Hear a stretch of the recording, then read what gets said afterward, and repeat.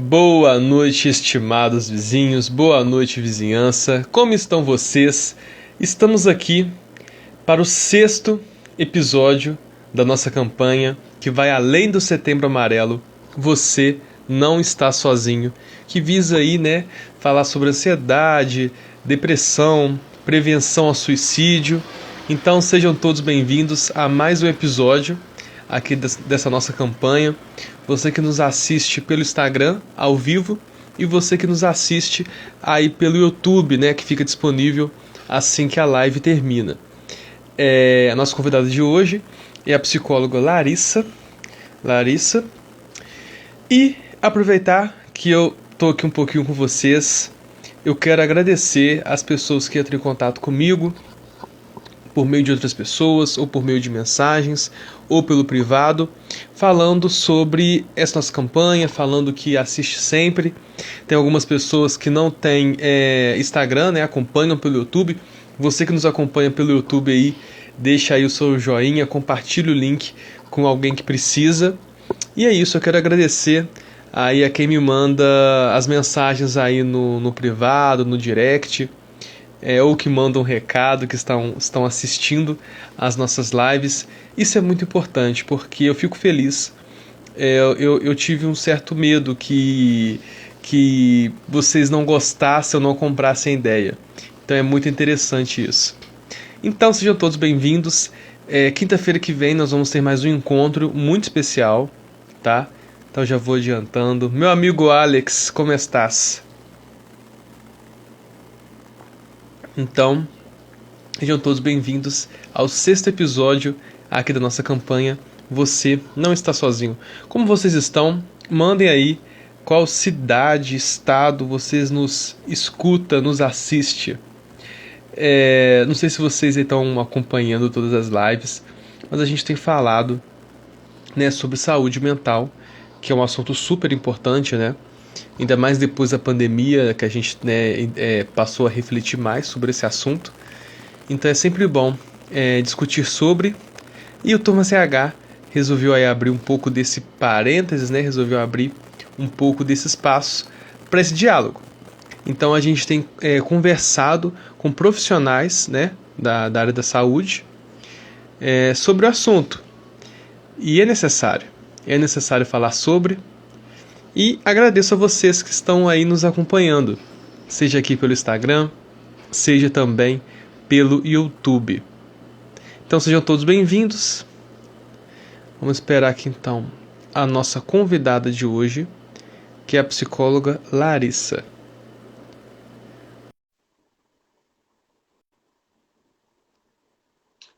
E vocês estão chegando agora e sejam bem-vindos. Mandem aí qual cidade, estado vocês nos assistem. Hoje vamos falar sobre ansiedade e depressão. Olá, Olá, Larissa, boa noite. boa Me vê bem, me noite, escuta tudo bem? bom? Sim, te escuto bem, te ouço bem. Boa noite, pessoal. Larissa, primeiro eu quero te agradecer mais uma vez. Muito obrigado mesmo, viu? Fazer Eu que parte desse agradeço o projeto, convite. emprestar um pouco aí do seu tempo, que eu sei que tudo muito corrido, né?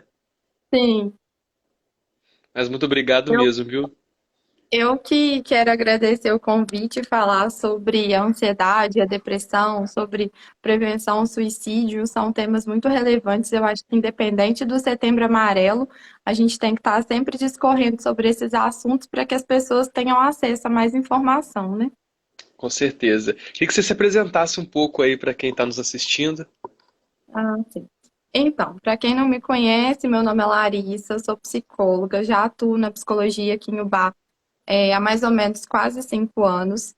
Eu já passei por alguns planos de saúde e hoje eu atuo exclusivamente no meu consultório particular como psicóloga clínica e eu sigo a abordagem da terapia cognitivo-comportamental. Então, para quem não sabe como que funciona a terapia cognitivo-comportamental, ela é um pouquinho diferente de outras linhas, como a psicanálise, por exemplo, que tem associação livre, né? Então, dentro da psicanálise vai ter um psicólogo com um divã, onde esse paciente vai estar ali, fazendo associações dos pensamentos dele sobre as vivências dele. Na psicologia da terapia cognitiva, não. a gente foca numa tríade de três coisas que são fundamentais, que são os pensamentos, as emoções e os comportamentos. E aí a gente trabalha todos os pensamentos, as emoções e os comportamentos desse paciente nas experiências do dia a dia dele. Então, tudo que ele faz, todas as nossas vivências vão criando dentro de nós crenças de desvalor ou crenças de desamparo, de desamor, coisas que vão fazendo com que a nossa personalidade seja construída. E aí, quando chega um paciente, ele chega com inúmeros problemas, obviamente, né? Ninguém vai para o psicólogo sem estar com problema.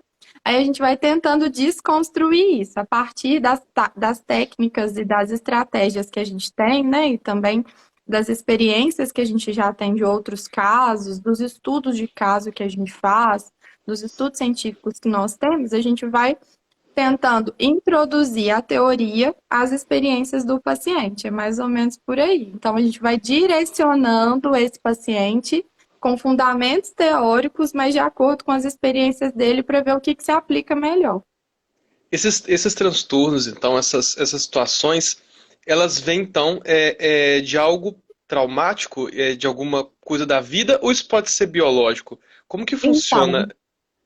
Então, aí são vários fatores, né? Eu falo que a gente é Aham. um construto como se fosse uma caixinha assim de vários blocos. Tem várias coisas que vão enquadrando a formação da nossa personalidade. E os fatores biológicos são fatores que influenciam muito. Então tem gente que fala assim: "Ah, Uhum. isso daí você puxou do seu pai, você puxou de sua mãe, você não roubou, você herdou". E é bem assim mesmo. Os fatores biológicos, eles influenciam. Os fatores ambientais, os Aham. fatores sociais, o ambiente em que nós estamos inseridos na sociedade, no nosso bairro, na escola. Então, assim, tudo isso influencia, não determina, porque o que Uhum. nos diferencia, Gabriel, na verdade, é a internalização. Então, às Uhum. vezes, assim, são dois filhos gêmeos, univitelinos, que foram criados exatamente da mesma forma, mas cada um internalizou as suas vivências e as suas experiências de uma forma muito singular.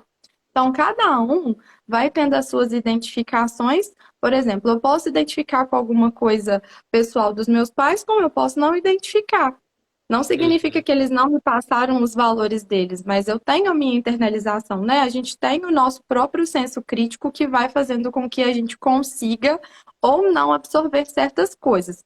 E à medida que a gente vai acumulando essas experiências, desde a nossa infância, alguns transtornos vão ficando um pouco mais visíveis, né? Então, tem Uhum. alguns transtornos que já são genéticos, por exemplo, é, vamos pensar assim, um síndrome de Down, né? A pessoa já Uhum. nasce com problemas relacionados a uma questão do cromossomo, um transtorno de Asperger, por exemplo, que é identificado desde os primeiros anos de idade, que é o autismo.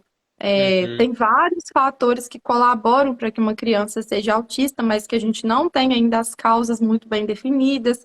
Então, várias coisas vão acontecendo que vai colaborando para a construção disso, no transtorno de ansiedade, transtorno de depressão, transtorno de TDAH. Desde a infância, a gente já consegue diagnosticar e identificar alguns transtornos. Já dá E para no, ser bem avaliado. e no caso da ansiedade e da depressão, tem algumas causas que podem levar a isso? A ansiedade e a depressão é a mesma coisa? É, são períodos diferentes? Qual que é a relação da ansiedade com a depressão e quais as causas de uma pessoa desenvolver elas? Então, a ansiedade é mais comum, né? Na maioria dos casos, as pessoas começam com um transtorno de ansiedade e evolui para uma depressão. É muito difícil uma pessoa que Uhum. tem depressão evoluir exclusivamente para a ansiedade. Os dois trazem muitos prejuízos para a vida do paciente, para a vida do indivíduo. Então, todas as vezes que a gente pega um paciente que tem ansiedade ou que tem depressão, eles têm alguns critérios diagnósticos pré-existentes. Por exemplo, assim, eu não posso rotular que todo mundo que sente ansiedade tem transtorno de ansiedade generalizada. Por quê? Porque Uhum. para que a gente consiga caracterizar uma pessoa com transtorno, dentro do DSM, que é o Manual dos Médicos, o manual que a gente segue na psicologia, ele precisa preencher uma série de critérios que precisam trazer prejuízos, no mínimo 6 meses na vida desse indivíduo, e além Uhum. disso, tem que ser algo persistente, recorrente, com muita frequência, onde isso acaba impedindo ou trazendo uma improdutividade dessa pessoa. Então, assim, E eu como me que eu faço senti aquela ansiosa. diferença, então, da ansiedade e do medo? Então, é isso que eu ia te falar. Por exemplo, eu posso ficar um pouco ansiosa antes dessa live, Uhum. mas não significa que eu tenha transtorno de ansiedade. Isso pode desencadear, por exemplo, um medo de eu não conseguir expor as coisas da forma como eu gostaria, né? O medo, ele advém de uma insegurança. Então, a insegurança, ela parte dos pensamentos. Os pensamentos negativos vão desencadeando o medo, porque o pensamento, ele antecipa coisas que provavelmente pode ser que aconteça, que não necessariamente vão acontecer, mas a gente fica fantasiando, então isso vai desencadear o medo. Ah, eu tenho uma viagem marcada, é de avião, nunca andei de avião, tô com medo de andar de avião, porque eu tenho medo do avião cair. Então, isso é um medo. E o medo, Aham. ele está muito correlacionado com a ansiedade. Normalmente, pessoas que são muito inseguras, que têm muito medo, são pessoas muito ansiosas. Porque são pessoas que antecipam, ficam catastrofizando, que a gente fala, né? Criando na cabeça fantasias e catástrofes de coisas que provavelmente não vão acontecer, ou que tem uma Uhum. probabilidade muito pequena de acontecer. Então, quando uma pessoa ela sente muita ansiedade, normalmente ela também sente muita insegurança, ou muito medo, ou fobia de alguma coisa, Aham. porque a fobia é um medo antecipatório de algo que a gente imagina na nossa cabeça que possa vir a acontecer, mas que a gente não tem uma confirmação, algo concreto de que isso realmente vai acontecer, entendeu? Uhum. E como que eu consigo, assim, me policiar ou me regular quanto a isso? Quando que eu percebo que, de fato, eu estou exagerando, o meu pensamento não é real de fato, como é que eu faço para poder administrar isso? Então, eu sempre falo com os meus pacientes que a forma que a gente consegue desintoxicar os nossos pensamentos e fazer com que a gente pense de uma forma um pouco mais concreta é quando a gente percebe assim, que o nosso pensamento está dando uma viajada, né? A gente já tem consciência. Os pacientes que têm ansiedade, eles têm consciência dos pensamentos distorcidos e negativos que eles têm. Então, existe uma técnica que a gente utiliza que é uma técnica de distração, onde eu vou tentar fazer uma substituição de um pensamento negativo para um pensamento alternativo. Por exemplo, quando eu estou pensando alguma coisa que é irracional, que está me desencadeando medo e ansiedade, eu mesma vou ter que fazer uma autoanálise e me questionar. Eu tenho provas e reais e concretas de que isso que eu estou pensando é verdade? Né? Então, assim, a gente já tem que se fazer esse questionamento. Porque se eu não Uhum. tenho prova real e concreta de que isso que eu estou pensando vai acontecer, que é algo verídico, que tem uma certa veracidade, então eu já posso subentender que é uma fantasia. Porque se for algo real, não é fantasioso. E quando a gente Aham. trabalha com o que é concreto, isso normalmente não nos causa tanta ansiedade, ou não nos causa ansiedade com tanta é, proporção, assim, de uma forma tão intensa. Porque tudo Aham. aquilo que nos leva a uma ansiedade, ou uma fobia, uma crise de pânico muito intensa, são pensamentos negativos que já são pré-existentes de um padrão de pensamento que a pessoa já alimenta. Então, normalmente ela já tem o hábito de pensar negativamente, porque já tem esse ciclo vicioso que ela já alimenta, então já tem pensamentos automáticos que vão vindo pré-existentes e um pensamento vai desencadeando o outro. Então, assim, um É, pensamento primário vai gerando um outro pensamento. e às vezes, assim, quando a gente escuta os amigos, né, a gente consegue perceber, por exemplo, que às vezes a Uhum. pessoa está criando um problema um pouco maior do que é o real. E como que, Sim, quando a gente escuta, como a gente aconselha essa pessoa de uma forma que tenha afetiva, assim. empatia e assertiva ao mesmo tempo? Como poder trabalhar isso no outro e tentar mostrar para ele que ele tá ansioso, que aquele fato não é real, que não é aquilo? Tem alguma É, fórmula? então, a primeira coisa que a gente tem que ter é exatamente isso que você falou, empatia. A gente não pode descredibilizar a dor do outro, Gabriel, porque se a pessoa sente, ela está sentindo, né? Às vezes a gente vai falar assim, ah, mas isso é coisa da sua cabeça, ah, mas isso é besteira, Não Já passei sofra por com coisa isso. pior. Já passei por coisa pior, a gente não pode minimizar o sofrimento de ninguém. Porque se a gente não está sentindo, a gente não pode julgar uma dor que a gente não sente, né? Então, a primeira coisa é exatamente isso que você falou, é manter uma conduta de empatia, de validar o sofrimento do outro, mas tentar Aham. tirar aquele sofrimento. Então, olha, eu entendo o que você está passando, eu imagino que não seja muito fácil, sei que é uma dor muito difícil, mas eu gostaria que você tentasse pensar por essa e essa outra forma. Vamos tentar pensar juntos em novas alternativas para que você consiga sair dessa situação de vulnerabilidade? Você já tentou pensar que, se isso não acontecer, pode ser que outras coisas aconteçam de uma forma muito mais positiva? Então, assim, tentar explorar outras possibilidades. Porque Uhum. normalmente as pessoas, quando elas estão se sentindo ansiosas, elas só conseguem enxergar uma única alternativa, uma única saída ou nenhuma saída para o problema que ela enfrenta. E aí, quando a gente trabalha na terapia, a gente tenta tentar fazer com que esse paciente enxergue que existem inúmeras possibilidades, que se uma não der certo, várias outras podem ser tentadas, né? Então, assim, se eu estou pensando em alguma coisa que tem medo, que me causa medo, por exemplo, uma das técnicas que a gente trabalha se chama dessensibilização sistemática. O que é dessensibilização sistemática? É a gente tentar tirar a sensibilidade da pessoa que ela tem para aquilo que causa medo a ela. Então, por exemplo, se eu tenho medo de cachorro, o que a gente vai fazer? Primeiro vai explorar quais foram as prováveis causas desse medo. Mas você já foi mordido alguma vez? Teve alguma experiência traumática que você vivenciou que te gerou esse medo? É, tem uma pessoa aqui perguntando qual é o assunto. A gente está falando sobre ansiedade, sobre depressão, sobre prováveis causas da ansiedade, da depressão, se elas têm os mesmos sintomas. Então, e aí tá falando, e aí, só para eu voltar para o meu raciocínio lá, essa pessoa tem medo de cachorro. Aí a gente vai dessensibilizar. Eu não vou pegar e vou levar um cachorro para o meu consultório de uma forma imediata, porque isso pode ser mais Uhum. traumático ainda. Então, assim, normalmente eu assisto vídeos de cachorro com a pessoa, eu proponho que ela veja. Eu falo assim, olha, se você passar próximo a um cachorro, não troque de calçada, tente entender que aquilo ali não é algo tão ameaçador. E aí a gente Uhum. vai tirando esse medo gradativamente, porque ela vai começando a se sentir mais segura e mais autoconfiante com ela mesma. Ah, eu tenho medo de Uhum. elevador. Você não vai expor uma pessoa um elevador somente sozinha, né? A gente vai explicar, olha, esse elevador, ele passa por manutenção semanalmente, periodicamente.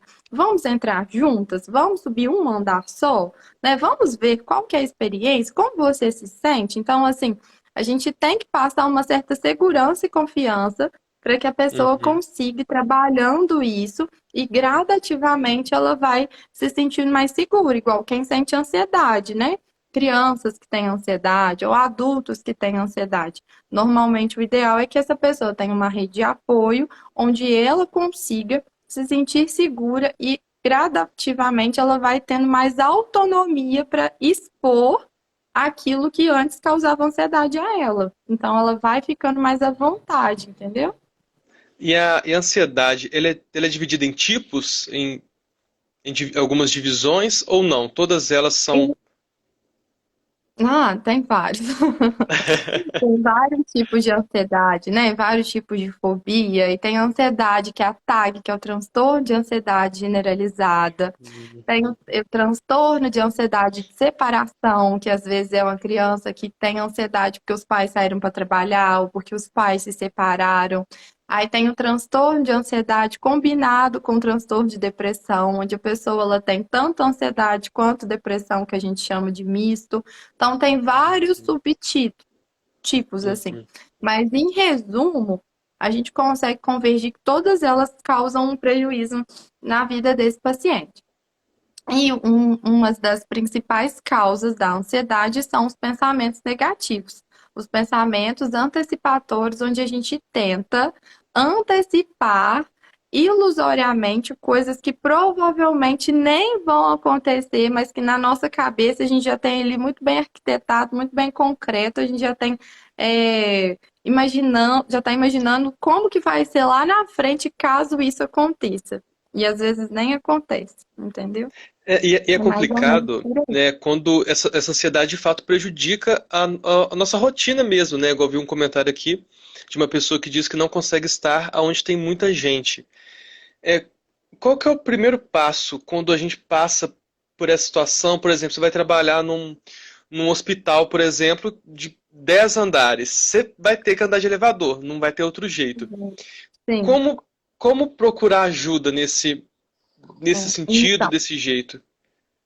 essa pessoa provavelmente ela sofre de fobia social, né? A fobia Uhum, social é a ansiedade em relação a estar em lugares muito cheios, muito movimentados. Já atendi alguns pacientes com fobia social. Dentro da terapia cognitiva, a gente consegue fazer um trabalho muito assertivo.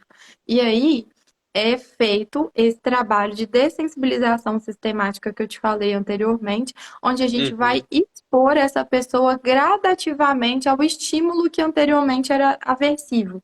Então, aquilo que causa medo a ela, ela vai ser exposta, mas de uma forma muito gradual.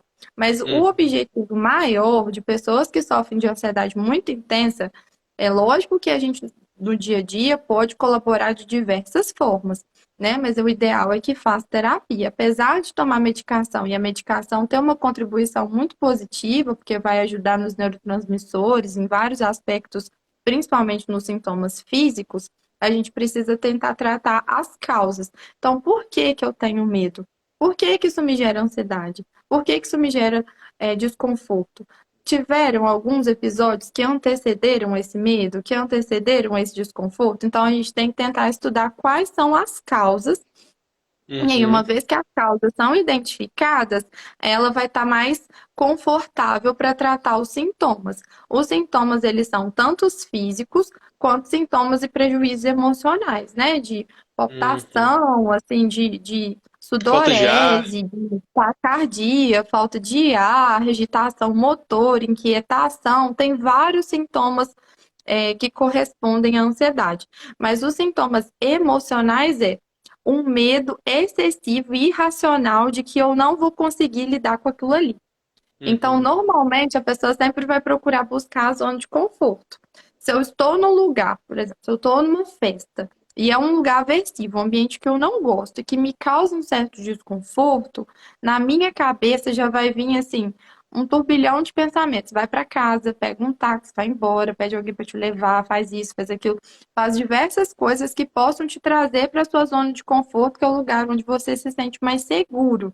Então, normalmente, essas pessoas se sentem expostas ao perigo, elas sentem insegurança, um medo irracional e desproporcional ao que o ambiente está proporcionando. Porque, às vezes, no ambiente, está tudo pacífico, né? A gente não está falando uhum. assim, de um evento que teve tiroteio, que teve briga, não. A gente está falando de um evento onde está tudo acontecendo, fluindo naturalmente. Mas aí vem vários pensamentos. Será que as pessoas estão me observando? O que será que elas estão pensando sobre mim? Será que elas estão gostando da minha roupa? Será que elas estão gostando da minha conduta? Será que eu estou falando de forma assertiva? Será que elas estão gostando do que eu estou falando? Então, assim, a gente tem uma preocupação excessiva com o que as pessoas pensam de Aham. nós, com a nossa imagem, com aquilo que a gente está transmitindo. E aí isso vai gerando vários medos, várias angústias. Pessoas que já têm problema de autoestima, por exemplo, às vezes fica ansioso porque tem que ir numa festa, fica numa expectativa de como que vai ser visto.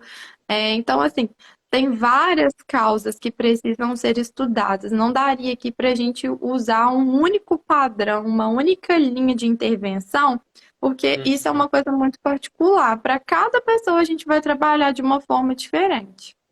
E se eu estou num ambiente de trabalho e um amigo começa a ter não sei se é assim que se fala, mas um ataque de Ansiedade, ansiedade de forma sim. exagerada, física, o que que eu posso fazer naquele momento para acalmar a pessoa?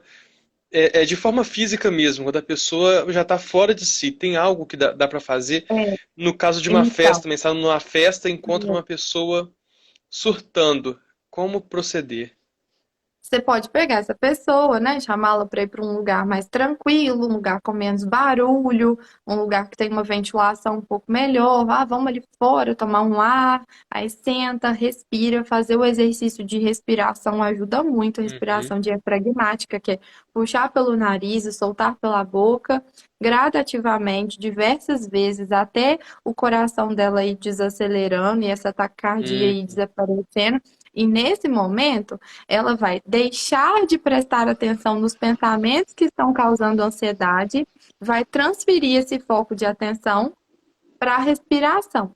Então, além de oxigenar melhor o cérebro, a respiração vai ajudar ela a dispersar, que é um exercício de distração que a gente fala. Eu vou parar um pouquinho de ficar focado, porque o nosso cérebro ele não dá conta de focar em tantas coisas ao mesmo tempo. Então, ou eu estou focado em pensar na ansiedade, ou eu estou focado em respirar diafragmaticamente de forma pausada. Então, assim, ela não vai dar conta de fazer tudo ao mesmo tempo. Todas as vezes e que essa pessoa estiver respirando pausadamente, esse pensamento que estava causando essa ansiedade gradativamente vai desaparecendo. Então, à medida que aham, esse pensamento vai desaparecendo, que a respiração dela vai ficando um pouco mais tranquila, os batimentos cardíacos vão ficando um pouco mais normalizados, ela tende a sair dessa crise e a ficar um pouco mais tranquila. E aí, assim, quando a pessoa se dá conta, a ansiedade ela vai embora. Quando ela percebe, ela já tá rindo. Você pode conversar com ela sobre coisas aleatórias para distraí-la, sabe? E isso faz com que a pessoa, às vezes, tire o foco do que estava gerando a ansiedade e transfere esse foco para alguma outra coisa mais assertiva. Aí, quando ela dá conta, ela fala assim: ó, já passou. Por quê? Porque a ansiedade, ela é uma emoção. A uhum, emoção é um visitante de hábitos, né? Eu falo com os meus pacientes assim, a ansiedade, ela é igual uma visita chata. Ela vem, mas ela vai embora. Ninguém fica ansioso o tempo todo. Ninguém fica ansioso 24 horas por dia. Então, da mesma forma que eu fico ansiosa, eu posso me permitir relaxar.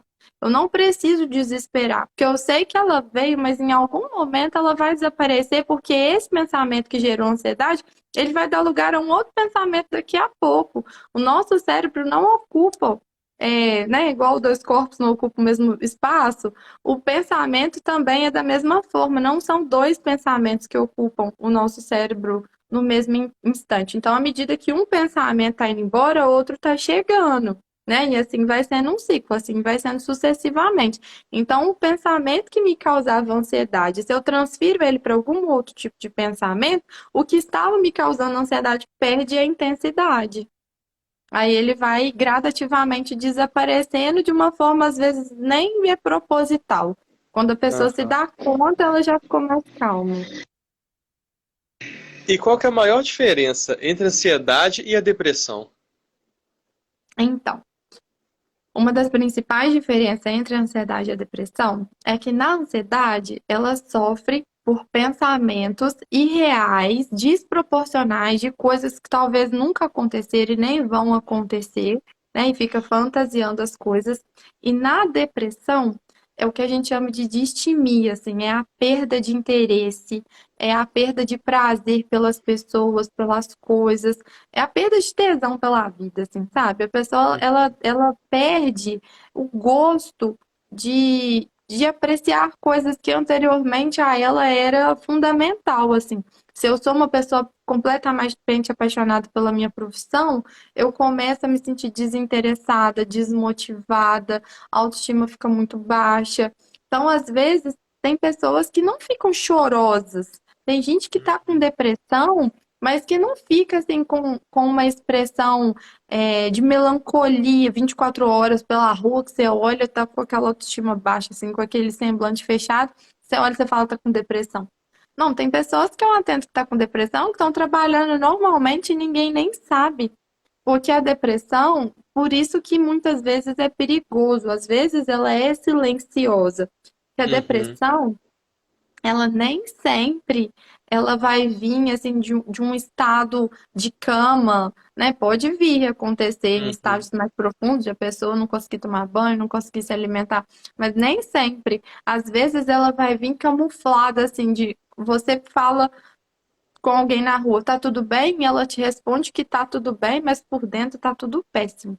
Por dentro ela tá destruída, por dentro ela tá para baixo, por dentro ela tá se sentindo frustrada com alguma coisa, desmotivada. E aí isso já abre brechas até para a gente entrar no nosso próximo assunto, né, que seria a ideação Aham. suicida. E aí, quando isso acontece, muitas pessoas às vezes não veem outras oportunidades a não ser o suicídio. Aí começa a Aham. vir com muita frequência vários flashes de ideação suicida. Tem gente que fica arquitetando como que vai ser o suicídio, que fica imaginando, eu não presto para nada, minha vida é péssima, tá tudo ruim, as coisas na minha vida não vão para frente, só do vizinho que funciona, né? Aquele famoso ditado que a grama do vizinho é sempre mais verde que a nossa. E aí elas começam a nutrir e alimentar pensamentos de que se ela não existisse, se ela cessasse o sofrimento dela, talvez ela resolveria todos os problemas. E ela começa a enxergar esse talvez como sendo o único caminho para se libertar daquele sofrimento. E aí E dentro da terapia, a pessoa que pode tem falar. pensamentos suicidas, ela sempre dá sinais? Ou assim como a depressão, pode ser que ela Não, também não dê não sinais? sempre. É, exatamente. Por isso que é bom a gente ficar atento, porque nem sempre as pessoas dão sinais, sabe? Às vezes os sinais eles são muito sutis, eles são muito superficiais. Pessoas que às vezes moram dentro da mesma casa costumam perceber que ela Uhum. tá um pouquinho para baixo, ou que ela tá se alimentando menos, ou que ela tá, sei lá, com muita insônia, mas nem sempre elas dão sinais, e o ideal é que a gente tenha empatia, né, com todas as pessoas com as quais a gente convive, que a gente consiga todos os dias oferecer o nosso melhor, porque a gente não sabe o que que o outro tá passando, o que que o coleguinha tá É. passando. E aí, às vezes, a gente vai ter uma palavra um pouco grosseira com alguém, ou não Hum. vai agir de uma forma tão assertiva, e isso pode impactar profundamente na vida de uma pessoa que está sofrendo de depressão. E sobre isso de empatia, tem algumas pessoas mais velhas que estão Depressão. acompanhando pelo YouTube me mandaram mensagem e eu vi uma coisa muito em comum com todas elas, que elas conseguiram se ver no assunto, mas quando lembra daquilo no passado, ela se via como culpa.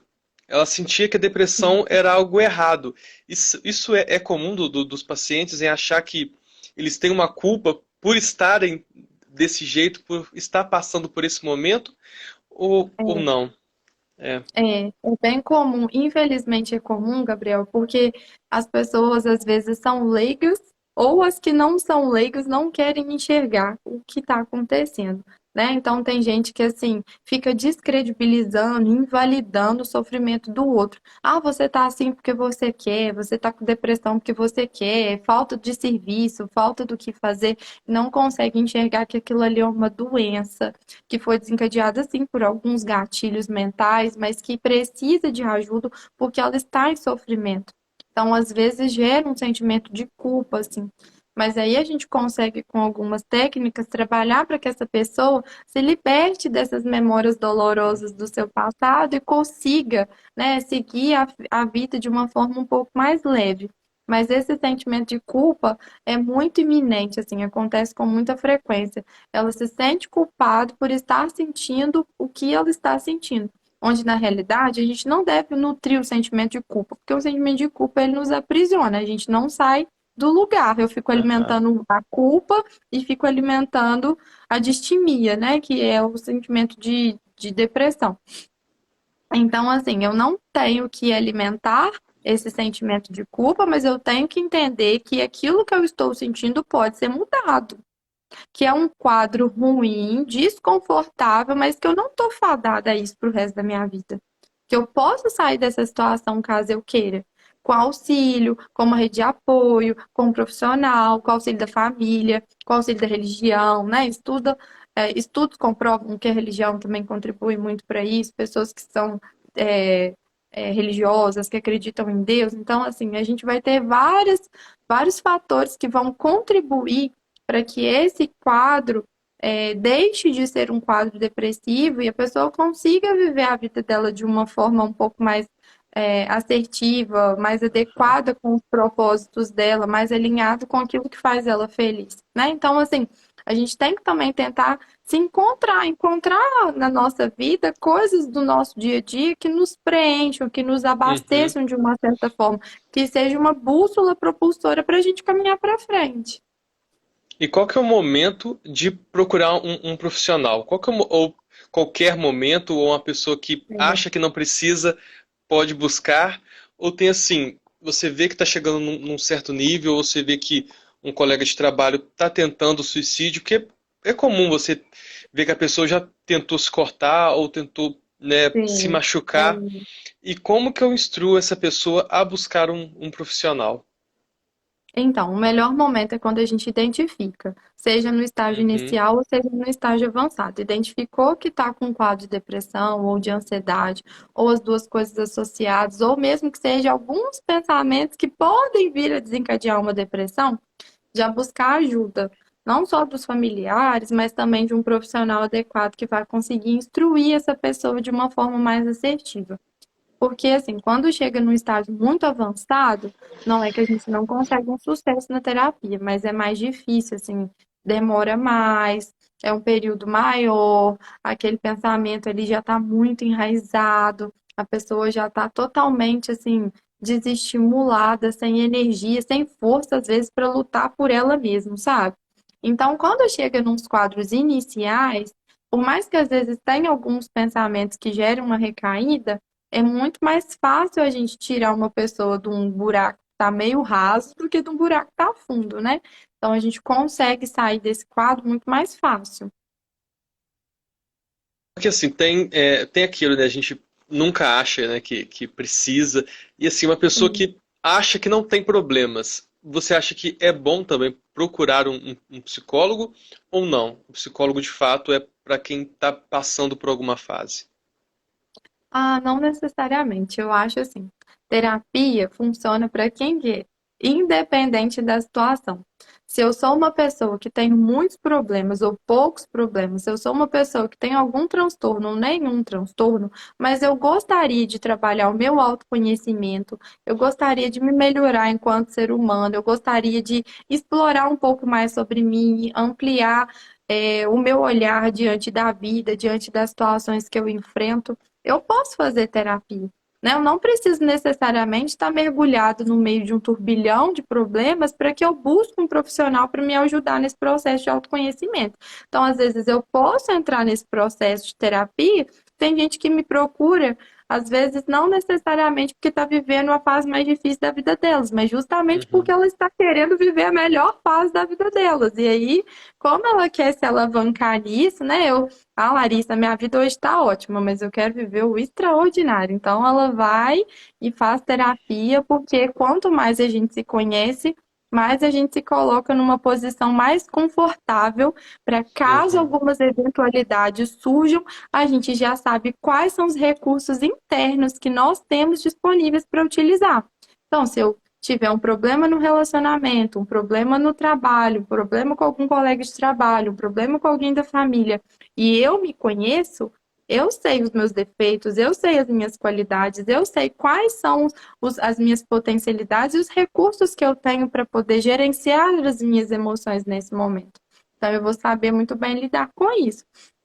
Agora, se é uma pessoa que, às vezes, ela tem um milhão de problemas, a família quer, os pais querem, o namorado quer, todo mundo quer que ela faça terapia, mas ela não quer, ela não aceita, ela pode até ir, mas são casos que vão ser muito difíceis de serem trabalhados, Aham. a não ser que ela chegue lá e no primeiro momento ela quebre essa péssima imagem que ela tem sobre o tratamento. Porque quando a gente não quer, nada funciona. Não adianta Aham. forçar. Ainda mais essa busca pelo autoconhecimento, esse trabalho assim de desenvolver a nossa autoestima, de desenvolver a nossa autoimagem. Não tem como a gente forçar e obrigar uma pessoa a fazer o que ela não quer fazer por ela mesma. Porque a Mas gente quais pode motivos você acha que uma auxiliar. pessoa às vezes não queira procurar a ajuda de um profissional? Acho que é preconceito ou é medo? Não, é resistência. Tem muita gente que é resistente à mudança, sabe? Aí fica resistente porque para ela, por pior que seja aquilo ali, às vezes traz ganhos secundários. Tem gente que se escora em alguns quadros. Ai, e aí a pessoa se justifica. Ah, eu sou assim porque eu tenho depressão. Uhum.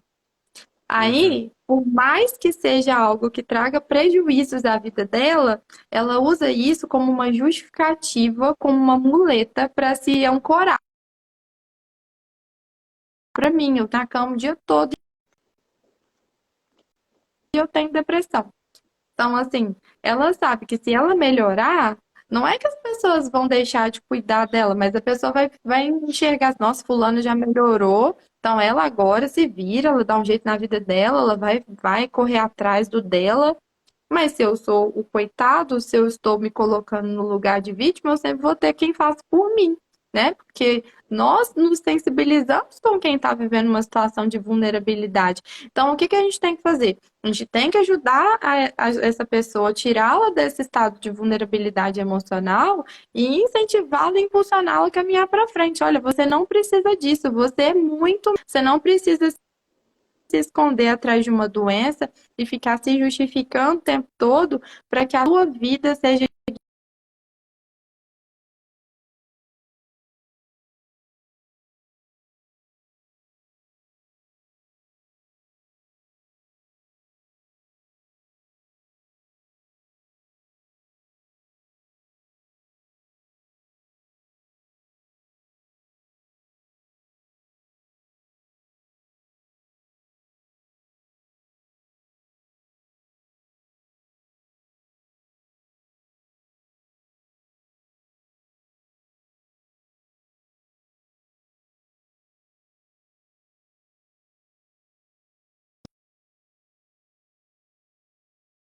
Gabriel, voltou,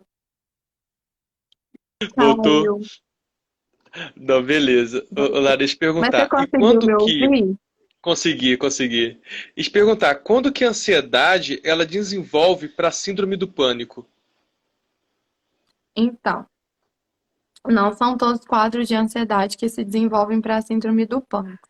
Em alguns quadros, a ansiedade desenvolve para a síndrome do pânico quando a pessoa permite mesmo que ela seja tão intensa, que às vezes o quadro de ansiedade não está sendo tratado, que vão vindo crises de pânico, que são crises de Uhum. ansiedade extremamente intensa, onde ela perde às vezes o autocontrole sobre o próprio corpo e sobre as emoções dela, e ela se permite sentir aquilo ali numa proporção muito desproporcional ao que poderia ser caso ela tivesse um autocontrole maior. Mas não são todas as pessoas que têm Aham. ansiedade que têm síndrome do pânico. E a síndrome do pânico, o que que ela é de fato? Ela é uma ansiedade que não te permite sair de casa, não te permite sair da cama. O que que é essa síndrome do pânico? Não, não necessariamente. Depende do que a pessoa tem pânico, né? Assim, tem gente que às vezes vai desencadear uma crise de síndrome do pânico no meio de uma festa, então não significa que ela não te permitiu sair de casa. Uhum. Mas o medo e a ansiedade, elas são muito intensas, de uma forma muito desproporcional ao que o contexto real está oferecendo para ela. Às vezes tá tudo tranquilo, não tem nada acontecendo, mas aquilo ali tá vindo com medos e gatilhos muito intensos, que não necessariamente vão ser correlacionados a eu não saio da cama. Não. Mas tem Entendi. pessoas que pode ser que não saia da cama. E, Depende do quadro e de cada um. Então, assim, isso é muito particular. esse quadro, ele é repetitivo? Se eu tive, por exemplo, uma síndrome do pânico um dia, pode ser que ela repita ou pode haver quadro específico, uma vez só Ah, que eu não. tive? Não necessariamente você teve uma vez, você vai ter sempre, mas na maioria das vezes, na maioria dos casos, as pessoas elas sofrem isso com frequência. Assim, teve uma vez, vai tendo com uma certa frequência mais vezes, porque já vem de um quadro ansioso, né? Então ela não consegue Uhum. se libertar dessa ansiedade assim instantaneamente. Eu estou ansiosa hoje, eu vou ficar ansiosa amanhã. Aí eu tive crise de pânico sábado passado. Aí pode ser que sexta-feira eu tenha novamente. Então, assim, tem alguns sintomas específicos, alguns quadros que é muito particular. Então, assim, vai variar de pessoa para pessoa. Tem gente que vai falar assim: ah, uma vez eu tive uma crise de pânico. Mas na maioria Aham. dos casos não foi só uma vez, né? Tiveram outros momentos com uma certa recorrência que aconteceu. E no caso, se eu tô com alguém que tem uma síndrome do pânico, como que eu faço também? Eu vou conversando, sendo Então, empático.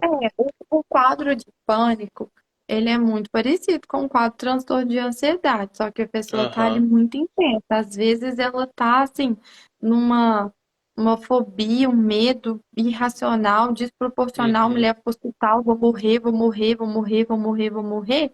Por mais que a gente sabe que aqueles sintomas são gatilhos que foram desencadeados pelo pensamento, o ideal é que a gente realmente leve, né? Que a gente leve até um hospital, que a gente leve até um médico para ela ser avaliada, para averiguar os batimentos cardíacos, para avaliar todo o sintoma físico que ela está sentindo. Mas não significa necessariamente que a gente vai conseguir fazer com que rapidamente essa pessoa saia desse quadro. Então, a Aham. condução é mais ou menos aquela condução que eu já havia te falado anteriormente. Levar ela para um ambiente um pouco mais confortável, com maior ventilação. Às vezes, se a pessoa estiver, assim, dependendo do quadro que ela estiver, deitar ela um pouco, né, com a cabeça um pouquinho inclinada, falar para ela ir fazendo respiração diafragmática e falando frases positivas, de afirmação positiva. Vai ficar tudo bem, você tá bem, é só uma crise de ansiedade, vai passar. E ir afirmando isso incessantemente até essa pessoa respira, calma, fica tranquilo. Se você estiver perto de uma pessoa, você quer que eu ligue para alguém? Quer que eu ligue para alguém da sua família? Tem alguém aqui junto com você? Então, assim, ir passando segurança para que essa pessoa vá se sentindo mais confiante. E isso vai Aham. ajudando gradativamente o quadro aí diminuindo a intensidade. E buscar a ajuda de um profissional, né? Porque tentar bater Sim. de frente nem sempre é a solução. Igual eu tô lembrando aqui Não. no caso de alguém que tem fobia de um cachorro e acha que, né, vou, sei lá, trazer um cachorro pra ver Vou se meu amigo evitar deixa de isso. ter fobia. Não tem como, né? Não, e tem gente que, porque tem medo, evita. E aí a É, gente vai viver a vida inteira preso nessa lutando. esquiva de eu não vou na casa de fulano porque tem cachorro. Eu não vou no lugar tal porque tem isso. Eu não vou viajar para o lugar tal porque tem que andar de avião. Ou eu não vou subir naquele prédio ali e constar com o médico que é top, que eu gostaria muito, porque tem que ser no 10º andar. Então a gente vai se privando de viver várias experiências porque o medo nos Aham. impede, né? E Como se fosse um experiências, às passarinho de vezes, de gaiola rotina, aberta. né? Sim, eu posso voar, mas eu tô preso dentro da gaiola. Então, assim, a pessoa ela escolhe por Aham. conforto, por acomodação, deixar de fazer coisas que às vezes para ela vai ser positiva, mas pelo medo de tentar ela não faz. Larissa, eu quero muito agradecer a sua participação, Obrigada. você ter aí liberado um pouco do seu tempo para poder conversar com a gente. Eu queria que você deixasse uma mensagem final para quem está resistindo a procurar uma ajuda e qual o primeiro passo para poder buscar ajuda, aonde vai, como fazer, o que que você orienta essa pessoa? Então, tem uma frase que eu gosto muito, que eu até postei ela hoje no meu Instagram, que eu sempre falo assim: não espere as condições perfeitas para fazer o que precisa ser feito. Então, a gente não precisa esperar ficar num estágio muito grave, avançado de ansiedade, de pânico, de medo, de depressão, para a gente buscar ajuda. Uma vez que a gente identifica os sinais, a gente já pode buscar ajuda. E além disso, eu gostaria, né, assim, que todas as pessoas que reconhecessem isso expusessem para os familiares de uma Aham. forma adequada. Gente, eu estou me sentindo dessa forma, eu gostaria que vocês validassem esse meu sofrimento, que vocês não descredibilizassem a minha dor, que vocês me auxiliassem nesse processo, porque a gente precisa de uma rede de apoio, mais do que um profissional adequado, a gente precisa de pessoas ao nosso lado que estejam com a gente, que nos segure, que segure a nossa mão, que nos sustente nesse momento difícil. Então, que essa pessoa consiga ter, junto com as suas famílias ou com quem ela convive diariamente, essa comunicação, assim, sabe? E buscar um profissional da sua própria confiança, da sua cidade, ou de uma cidade vizinha, porque às vezes na minha cidade eu conheço todo mundo de forma online, presencial, mas Uhum. sempre alguém que vai auxiliar nesse processo. Eu que agradeço o convite, foi um Imagina. prazer, espero ter contribuído um pouquinho de alguma forma. Não, com certeza. A live vai ficar disponível também no YouTube para quem quiser Então, assistir com mais praticidade. Olha, muito obrigado a todos vocês que assistiram aqui a live com a gente. Mais uma vez, muito obrigado, Larissa. Estou à disposição para o que precisar. obrigada. E é isso. Boa noite, Obrigada, Larissa. gente. Boa Boa noite a noite. todos. Boa noite Obrigado, a todos, gente. gente. Obrigada. Tchau, boa noite. Boa noite. Até a próxima. Até.